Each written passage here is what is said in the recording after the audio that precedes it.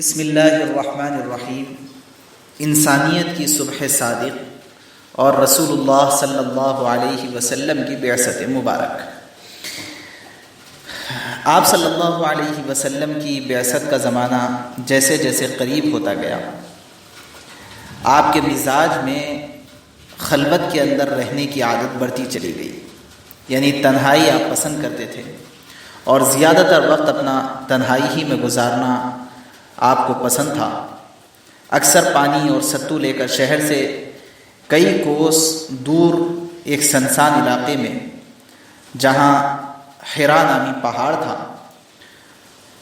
تو وہاں ایک غار میں آپ جا کر کے بیٹھ جاتے اور وہیں پر عبادت میں مشغول رہتے۔ اس عبادت میں اللہ کا ذکر بھی شامل تھا اور اللہ تبارک و تعالیٰ کی قدرت پر ہمیشہ غور و فکر کیا کرتے رہتے۔ جب تک پانی اور ستو ختم نہ ہو جائے آپ دوبارہ شہر واپس نہیں آتے۔ آپ صلی اللہ علیہ وسلم کو خواب نظر آنے لگے۔ خواب ایسے سچے ہوتے تھے کہ جو کچھ رات کو خواب میں دیکھ لیا کرتے دن میں ویسا ہی ظہور ہو جاتا۔ ایک دن جب آپ صلی اللہ علیہ وسلم حسب معمول غار حرا میں تھے کہ فرشتہ نظر آیا۔ اس نے کہا کہ پڑھیے۔ آپ صلی اللہ علیہ وسلم نے فرمایا کہ میں پڑھا ہوا نہیں ہوں۔ اس نے آپ علیہ الصلاۃ والسلام کو اس زور سے دبوچا کہ آپ کی ساری طاقت گویا کہ صرف ہو گئی۔ پھر اس نے آپ سے تقاضا کیا کہ پڑھیے۔ آپ نے پھر فرمایا کہ میں پڑھا ہوا نہیں ہوں۔ پھر اس نے دوبارہ پوری اپنی طاقت سے آپ کو دبوچا اور پھر چھوڑ دیا۔ پھر کہا کہ پڑھیے، تو آپ نے پھر یہی فرمایا کہ میں پڑھا ہوا نہیں ہوں۔ اس نے اب تیسری مرتبہ بھی پوری طاقت کے ساتھ آپ کو دبوچا اور اس کے بعد چھوڑ دیا۔ پھر اس نے کہا آپ سے کہ پڑھیے۔ آپ صلی اللہ علیہ وسلم نے پھر وہی جواب دیا۔ تو اس وقت فرشتے نے یہ آیتیں پڑھی، بسم اللہ الرحمن الرحیم، اقرأ بسم ربک الذی خلق، خلق الانسان من علق، اقرأ وربک الاکرم، الذی علم بالقلم، علم الانسان ما لم یعلم۔ ترجمہ ہے، شروع اللہ کے نام سے جو کمال رحمت اور نہایت رحم والا ہے۔ پڑھیے آپ اپنے پروردگار کے نام سے جس نے سب کچھ پیدا کیا، جس نے انسان کو پانی کے کیڑے سے بنایا۔ ہاں، پڑھتے چلے جائیے۔ آپ کا پروردگار تو بہت کرم والا ہے، جس نے قلم کے ذریعے سے تعلیم دی، جس نے انسان کو سب کچھ سکھایا جو وہ نہیں جانتا تھا۔ اس واقعے کے بعد نبی کریم صلی اللہ علیہ وسلم فوراً گھر آئے، لیٹ گئے، بیوی سے کہا کہ مجھ پر کپڑا ڈال دو۔ جب طبیعت میں ذرا سکون ہوا تو بیوی سے فرمایا کہ میں ایسے واقعات دیکھتا ہوں کہ مجھے اپنی جان کا ڈر ہونے لگا ہے۔ حضرت خدیجہ الکبریٰ رضی اللہ عنہا نے فرمایا کہ نہیں، آپ کو ڈرنا نہیں چاہیے۔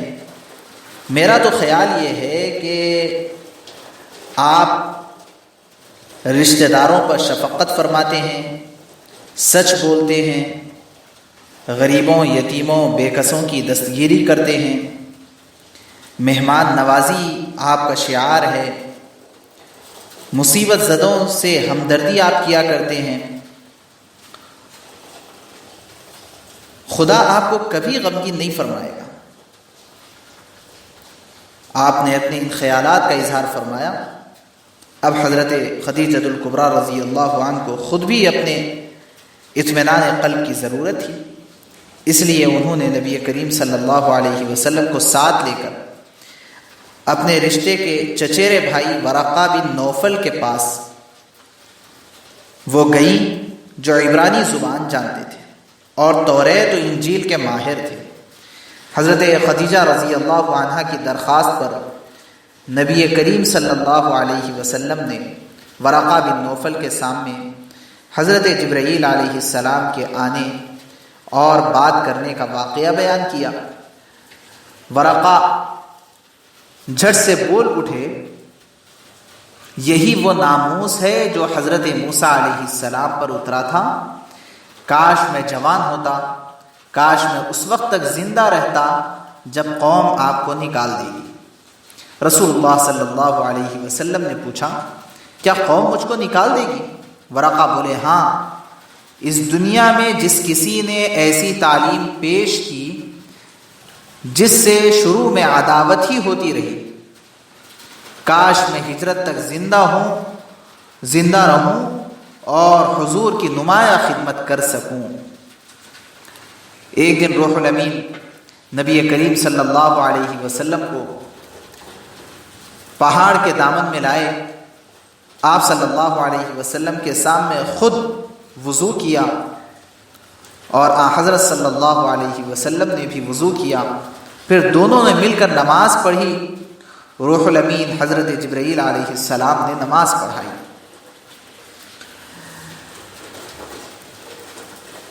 اسلام کی تبلیغ و دعوت کا کام پھر کب سے شروع ہوا؟ یہ ایک بہت اہم سوال ذہنوں میں آتا ہے۔ آپ صلی اللہ علیہ وسلم نے تبلیغ شروع کر دی اس واقعے کے بعد حضرت خدیجہ الکبریٰ رضی اللہ عنہا جو آپ کی بیوی تھی، حضرت علی آپ کے بھائی تھے، عمر 8 سال کی تھی، حضرت ابوبکر صدیق رضی اللہ عنہ جو آپ کے دوست تھے، زید بن حارثہ جو مولا تھے، غلام تھے، یہ سب پہلے ہی دن مسلمان ہو گئے۔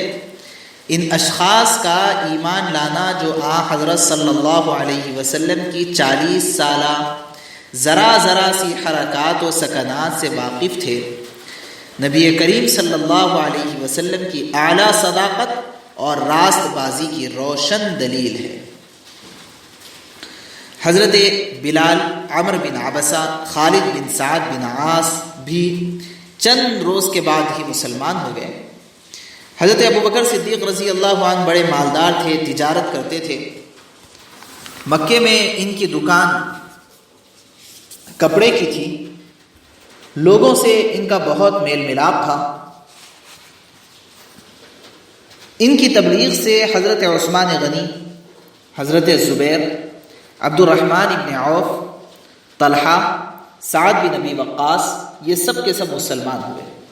پھر ابو عبیدہ، عامر ابن عبداللہ ابن الجراح، جن کا لقب بعد میں امین هذه الامہ ہوا، عبد الاسد بن بلال، عثمان بن مظعون، عامر بن فہیرہ ازدی، ابو حذیفہ ابن عتبہ، سائب بن عثمان ابن مظعون اور حضرت ارقم، یہ سب کے سب مسلمان ہوئے۔ عورتوں میں ام المومنین حضرت خدیجہ رضی اللہ عنہا کے بعد نبی کریم صلی اللہ علیہ وسلم کے چچا عباس رضی اللہ عنہ کی بیوی ام الفضل، اسماء بنت عمیس، اسماء بنت ابو بکر اور حضرت فاطمہ اور حضرت عمر فاروق رضی اللہ عنہ کی بہن، ان سب نے اسلام قبول کیا۔ ان دنوں مسلمان پہاڑ کی گھاٹی میں جا کر نماز پڑھا کرتے تھے۔ ایک دفعہ آپ صلی اللہ علیہ وسلم حضرت علی کے ساتھ کسی درے میں نماز پڑھ رہے تھے، اتفاق سے آپ کے چچا ابو طالب وہاں پر آ نکلے۔ ان کو اس جدید طریقے عبادت پر بہت تعجب ہوا، کھڑے ہو گئے، بغور دیکھتے رہے۔ نماز کے بعد پوچھا، یہ کون دین ہے؟ آپ نے فرمایا، ہمارے دادا ابراہیم علیہ السلام کا یہی دین تھا۔ ابو طالب نے کہا کہ میں اس کو اختیار تو نہیں کر سکتا، لیکن تم کو اجازت ہے اور کوئی شخص تمہارا مزاحم نہ ہو سکے گا، یعنی تمہارا کوئی دشمن نہیں ہو سکے گا، دشمن تو نہیں بلکہ تمہارا کوئی مقابلہ نہ کر سکے گا، چونکہ میں تمہاری مدد کے لیے، حمایت کے لیے ہمیشہ کھڑا رہوں گا۔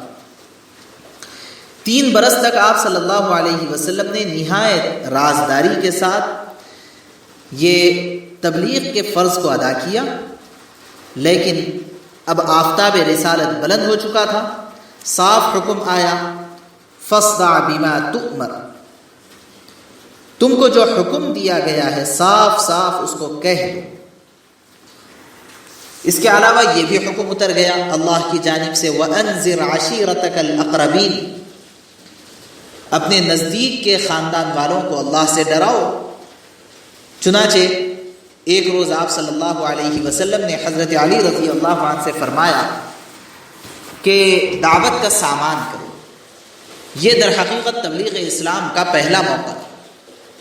تمام خاندان عبد المطلب مدعو ہوئے، حضرت حمزہ، ابو طالب، عباس سب شریک تھے۔ آپ صلی اللہ علیہ وسلم نے کھانے کے بعد کھڑے ہو کر فرمایا کہ میں وہ چیز لے کر آیا ہوں جو دین و دنیا دونوں کی کفیل ہے، اس بارے گراں کے اٹھانے میں کون میرا ساتھ دے گا؟ تمام مجلس میں سناٹا تھا۔ دفعتاً حضرت علی رضی اللہ عنہ اٹھ کھڑے ہوئے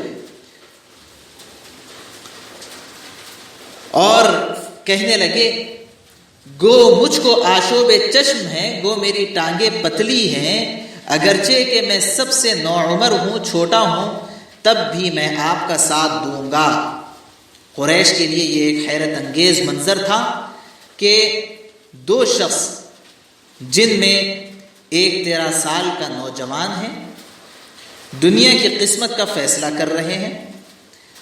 حاضرین کو بے ساختہ ہنسی آ گئی، لیکن آگے چل کر زمانے نے بتا دیا کہ یہ لفظ بلفظ سچ ثابت ہوا۔ ایک روز نبی کریم صلی اللہ علیہ وسلم نے کوہ صفا پر چڑھ کر لوگوں کو پکارنا شروع کیا۔ جب سب جمع ہو گئے تو نبی کریم صلی اللہ علیہ وسلم نے فرمایا، تم مجھے بتاؤ کہ کیا تم مجھے سچا سمجھتے ہو یا جھوٹا جانتے ہو؟ سب نے ایک آواز سے کہا کہ ہم نے کوئی غلط یا بیہودہ بات کبھی بھی آپ کے منہ سے نہیں سنی، ہم یقین کرتے ہیں کہ آپ صادق اور امین ہیں۔ آپ صلی اللہ علیہ وسلم نے فرمایا، دیکھو میں پہاڑ کی چوٹی پر کھڑا ہوں اور تم اس کے نیچے ہو، میں پہاڑ کے ادھر بھی دیکھ رہا ہوں اور ادھر بھی میری نظر ہے۔ اگر میں کہوں کہ رہزنوں اور ڈاکوؤں کا ایک مسلح گروہ دور سے مجھے نظر آ رہا ہے جو مکے پر حملہ آور ہوگا، کیا تم میری اس بات کا یقین کرو گے؟ لوگوں نے کہا کہ بے شک، کیوں نہیں کریں گے، کیونکہ ہمارے پاس آپ جیسے سچے آدمی کے جھٹلانے کی کوئی وجہ نہیں ہے، خصوصاً ایسے وقت میں جب کہ آپ بلند مقام پر کھڑے ہوئے ہیں اور دونوں طرف آپ دیکھ رہے ہیں۔ نبی کریم صلی اللہ علیہ وسلم نے فرمایا، یہ سب کچھ سمجھانے کے لیے ایک مثال تھی، اب یقین کر لو کہ موت تمہارے سر پر آ رہی ہے اور تمہیں خدا کے سامنے حاضر ہونا ہے، اور میں عالم آخرت کو بھی ایسا ہی دیکھ رہا ہوں جیسا کہ دنیا پر تمہاری نظر ہے۔ اس دل نشین واز سے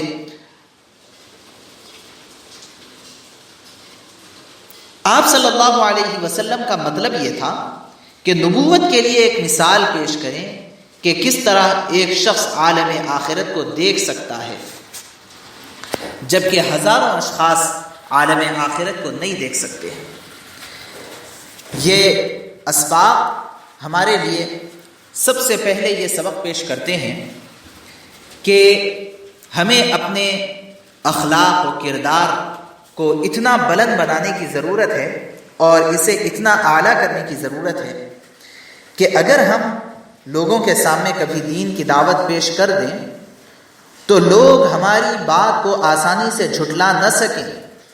عام طور پر ہوتا یہ ہے کہ ہم اپنے اخلاق کو تو بلند نہیں کرتے اور غیروں کو دین کی دعوت پیش کرنے کے لیے چلے جاتے ہیں، یہ انہیں دین کے قبول کرنے کے لیے یہ ہمارا کردار معاون نہیں ہوتا۔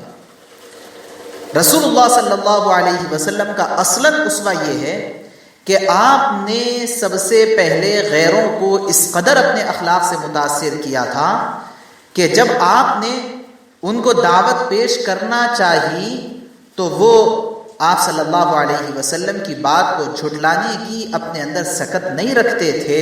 اصلاً یہی وجہ ہے کہ آپ صلی اللہ علیہ وسلم کو دیر سویر سے ہی لیکن آہستہ آہستہ سب نے کچھ دنوں کے بعد نبی تسلیم کر لیا اور سب کے سب اسلام میں داخل ہو گئے۔